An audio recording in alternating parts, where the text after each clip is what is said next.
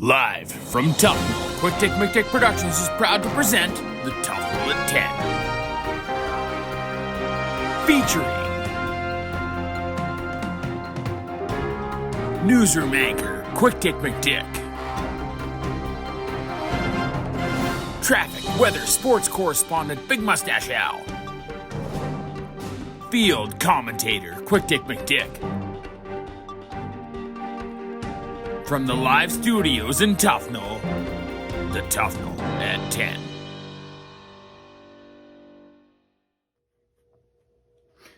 And thanks for joining us tonight here on the Tufnell at 10. I'm Quick Take McTick.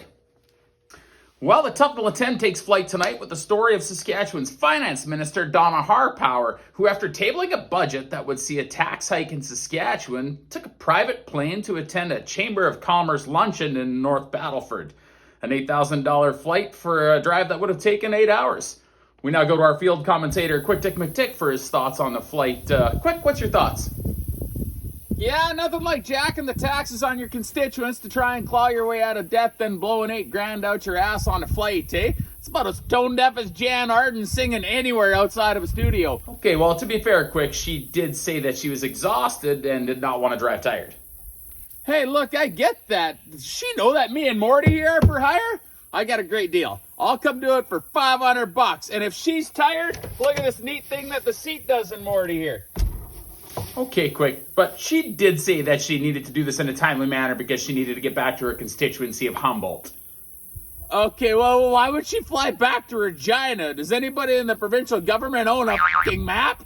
Me and Morty could have picked her up in Regina, taken her to North Battleford, dropped her off in Humboldt, and been back to Willie's Tavern in Foam Lake before last call that night. 1,000-kilometer round trip for me and Morty's $500. Let's call it, say, 140 liters of gas, assuming Premier Moe isn't going to waive the provincial excise tax on that fuel like Alberta has. The cost of that gas is going to be about $250.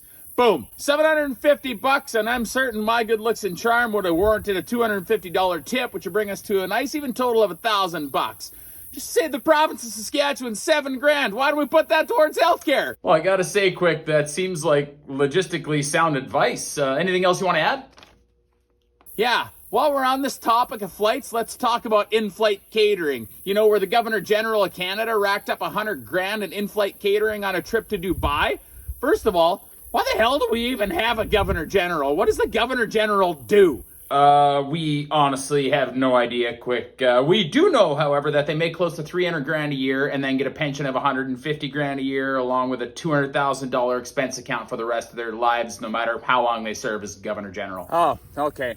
So if we're not going to do away with this bullshit position, let me at least help with in-flight catering costs here while we're at it, okay? Loaf of bread, $2.50. Pack of cheese slices, $5. Jar of pickles, $5. Pack of bologna, $7. Bottle of mustard's $3. Boom, $22.50 per head to get across the ocean and back on a plane. Well, Quick, I think our dignitaries like to have a beverage or two on the flight as well. Perfect. Here's a 24-pack of beer for $40. Half on the way there, half on the way back. That brings us to $62.50 per head for a total of $1,875 versus the $100,000 that they somehow blew out their asses. Follow me for more financial tips. Will do, Quick. Will do. We'll check in with you later in the show. And for all you commuters in the Tufnell area, why don't we head out and check in with our traffic correspondent, Big Mustache Al. BMA, how's the traffic looking out in the Tufnell area today? Haven't seen a f***ing vehicle all day. You can search a lot of news programs, folks. The traffic does not get more accurate than that. Thanks, BMA. We'll check in with you later in the program.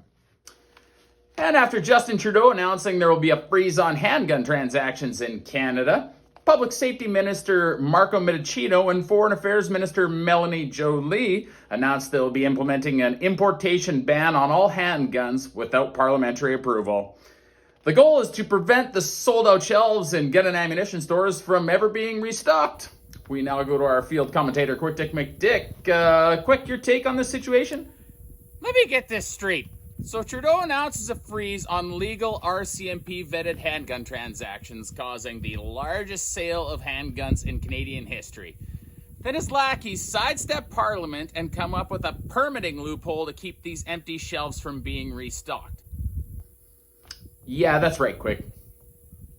I'm just wondering if they thought of working on the importation of illegal firearms into Canada, or are they just going to keep focusing on law-abiding citizens? Well, quick, they're actually trying to remove mandatory minimum sentencing for those charged with gun smuggling and selling of illegal guns here in Canada. Okay, so we're banning RCMP-vetted legal purchases of handguns while reducing punishments for criminals who smuggle, sell, and commit crimes with illegal handguns. That's right, quick. I hope the criminals all get the memo that what they're up to now is even more super illegal. That sure will help keep our streets safe, hey? We have hit peak lunacy, people! Send the asteroid! I'm out of here. Quick?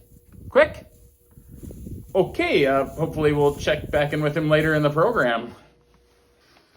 And of course, now time to head back out for the most important part of the Tufnell at 10 program, the weather. But before we do, let's settle in for a little word from tonight's weather sponsor, QuickDickMcDick.ca.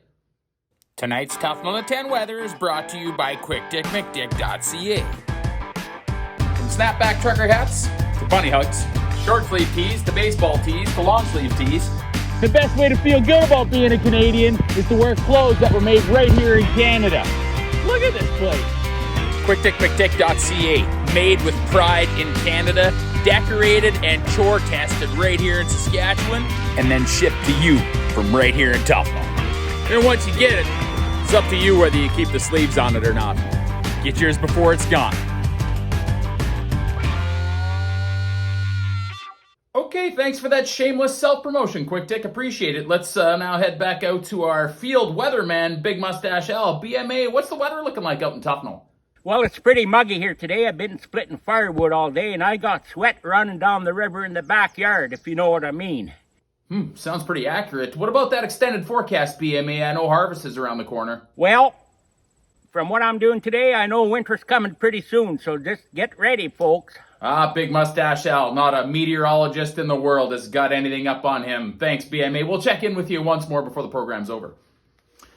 And back to Saskatchewan again, where PipelineOnline.ca has broke a story in which SaskPower will beef up their power transmission interconnect with an American counterpart, the Southwest Power Pool. We'd see a $52 million per year tariff to buy power for our excess needs. We're going to go back once more to our field commentator, Quick Dick McDick, for his thoughts on this. Quick, are you there? Yeah, I'm back. Okay, so we're talking about the Boundary Dam Power Station area, right? Yeah, that's correct. Down in the Estevan area. Okay, so the one that uses carbon capture technology on Unit 3? Yeah, that's the one. Okay. And we're phasing out these coal-fired generating stations because the feds are worried about emissions. So what are we going to replace them with? We're going to be replacing them with wind and solar, I believe, is the plan, Quick Dick. Okay. So how much power do we produce through wind and solar daily here in Saskatchewan? Well, we don't exactly know, Quick Dick, because SaskPower doesn't publicly release its data because it would be, quote, disadvantageous business-wise, unquote. Yeah, I bet it would be, yeah. So we're going to phase out our Canadian coal-fired generation to save the planet, switch to wind and solar, and then when they're not producing enough when it's minus 35, we'll use this interchange to buy power from the U.S. You got it, Quick, that's right. Okay. Dare I ask what type of generation is primarily used for making power in this American Southwest Power Pool? Yeah, Quick, it's actually 50% coal-fired. Okay, so we're phasing out coal generation here in Canada because it's bad for the environment, putting Canadians out of work just to turn around and pay a $52 million a year tariff to then buy coal-fired power from the U.S. where there is no such thing as a carbon tax. Am I taking crazy pills here? No, you're not, Quick. There's a link to the story below the description of this video. It's quite a compelling read. Well, thanks. I'm going to go beat my head against the wall for a little while everybody else tries to figure out why we're going broke as a country. I can't say that I blame you, Quick. I can't say that I blame you. And we'll close the program out with a little commentary on what's happening with sports in the Tufnell area. Let's head on out to our sports correspondent, Big Mustache Al. BMA, what's happening in the sports world there in Tufnell? Well, today there was kind of a raspberry contest picking day, and I don't know, looks like the bears and the birds and the bees probably got them all. Raspberry picking, okay, sounds interesting. Anything with organized sports going on with just humans involved in it? Well, last week, I guess there was some kind of ball games in Tufnell, and some dipshit went to catch a fly ball over the home run fence and broke some ribs.